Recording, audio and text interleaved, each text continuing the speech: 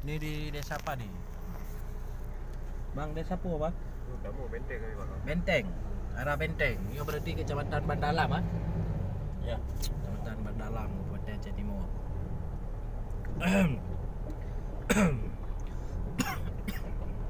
Panjang sih, oh berarti gila badan jalan di Genang. Yo baik uronyo, buangan. Iya. Baru Baru nak kiriman banjir kiriman dari berbagai daerah di Kecamatan Bandalam hari ini. Sejumlah desa mulai terendam dan infrastruktur seperti jalan, sekolah, dan lain. Ini dari dinas sosial dan bupati turun langsung ke lapangan antara Tuan Natentra ya kan.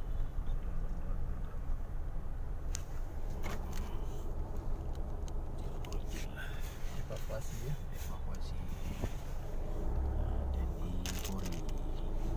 TNI sedang mengevakuasi warga terdampak banjir dari Kompi ya, Kompinya PC tu sebelah Kompi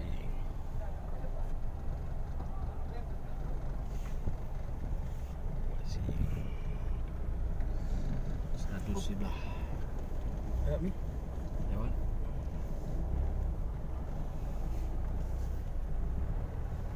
Sepanjang jalan ini warga terpaksa dievakuasi.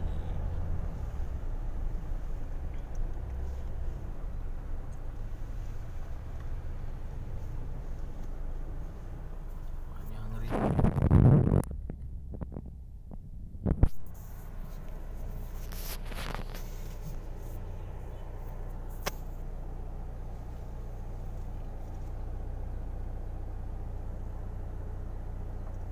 Pati kagetren yuk.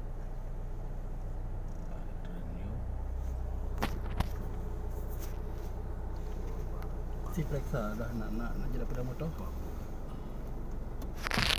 Ini buka dia. Ini. Nah. Ji nak. Ji ah.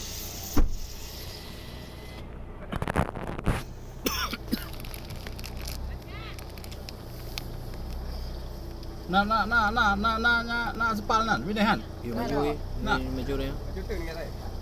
Ha? Maju.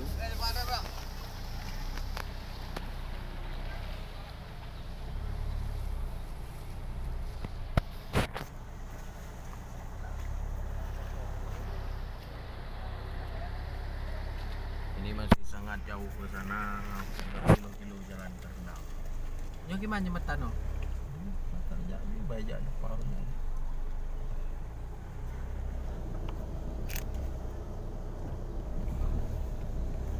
Kita bawa bantuan dari Dinas Sosial dan BPBD dan Bupati Aceh Timur.